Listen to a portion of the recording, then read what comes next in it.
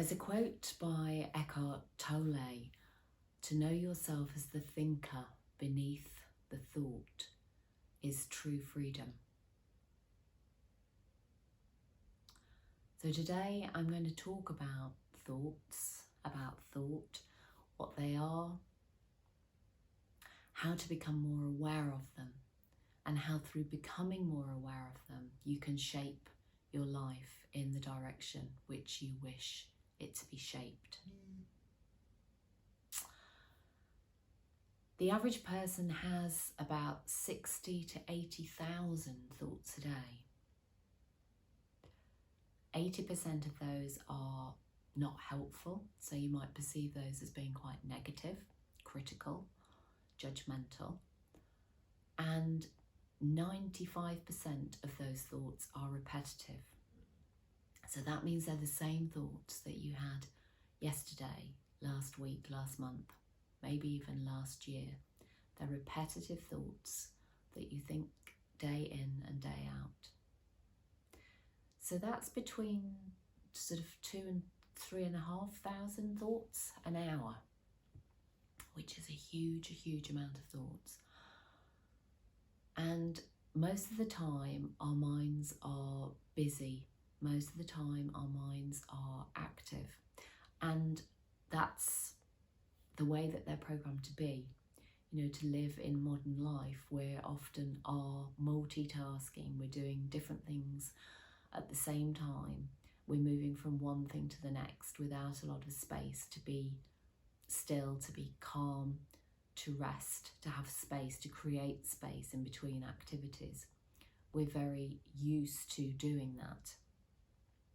The difficulty with that is that we are programmed into being in that constant state of busyness, which can fuel adrenaline and cortisol and stress hormones within the body.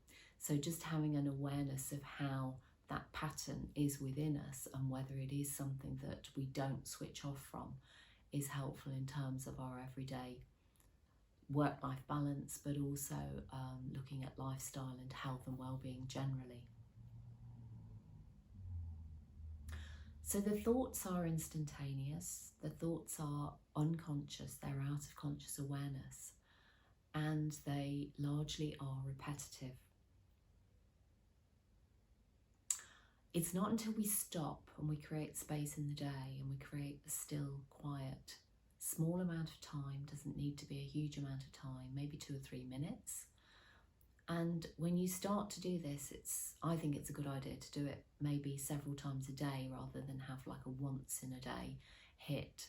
But you can experiment with this and see what works for you. But it is important to do it every day, because when we're creating new habits and replacing habits in the body and the mind, replacing old habits with new habits, we do need to do it every day and to do it regularly in order to reinforce that and in order to create new neural pathways in our brain, which are then going to mean that we automatically go to a different place from the one we may be going to at the moment. So an example of that is if you always go into a state of panic or worry when something out of the ordinary is suggested, or a change in a schedule for the day is suggested, something unexpected happens at work and you have to manage that. If you are of a tendency to go to a place of, well, what if this, and I can't do this, and that means this, you've already started to tell a story about that event in your mind before it's even happened. So again, just to maybe consider and reflect on the way that you do react, the way you do respond to things generally in life, whether you have a can-do attitude as opposed to, well, that's no good, that's messed up the whole day now, I can't do that, so that's going to be impossible kind of attitude, whether you tend to see things as being half full rather than half empty, whether you tend to see the opportunity in things rather than the obstacle in things.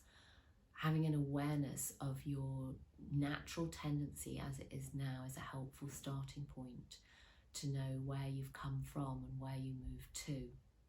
And of course, all of that is conditioned by our family of origin, by the people that we've grown up with, who've been significant people in our lives, and their tendencies, their mental tendencies, their view of the world, their view of as it being a good place to be, a safe place to be, an exciting place to be, or something to be feared, something to be worried about, something to be in anticipation that something is constantly going to go wrong.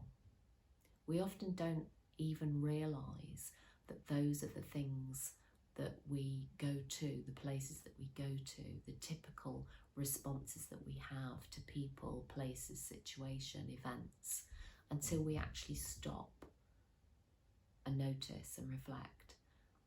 So in order to become more aware of the thoughts that we have to stop and we have to reflect and we have to notice. And when we do that and we sit quietly and we sit still and we notice the breath and we notice the body, we can then begin to notice the thoughts, what's sometimes called the mind, and the thoughts that arise in the mind. We can see that as traffic, the traffic of the mind. And sometimes that traffic is very, very heavy, very busy. And at other times there's a little break and it calms down and the hooting stops, or the hooting becomes quieter or less frequent.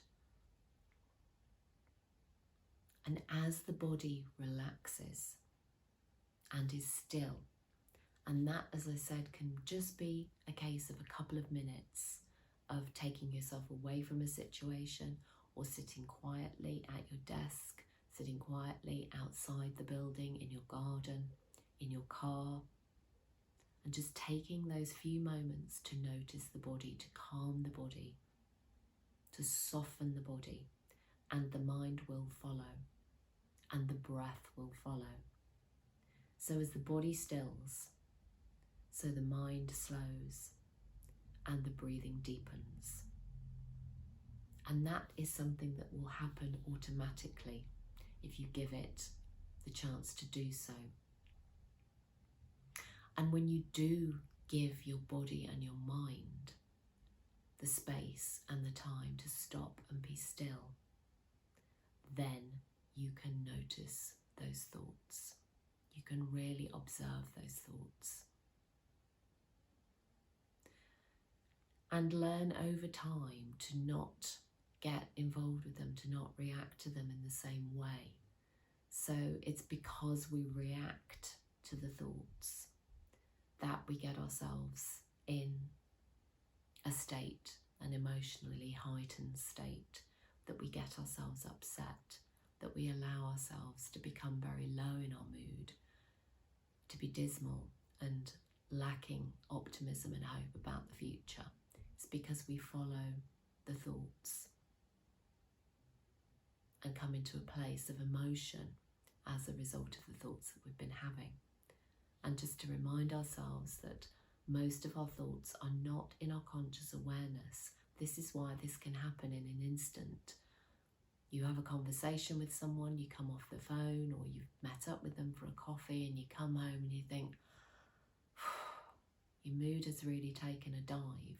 Or you wake up in the morning and even before you notice it, your mood has sunk. Somebody says something to you when you walk into work, you feel that heavy heart. Notice it in your body will tell you. Notice the thoughts and notice the emotion that follows the thought. Over time, you'll realise that you can observe the traffic of these thoughts, and that if you are able to be an observer of the thoughts, then those thoughts cannot be who you are. I'll leave you with those thoughts to contemplate today. My Facebook page, Self-Development Leicester, is somewhere that I post every day. I am trying to build up the subscription on my YouTube channel. So if you've enjoyed this film, please subscribe, pass the word, and until the next one, the next time, good health. Thank you.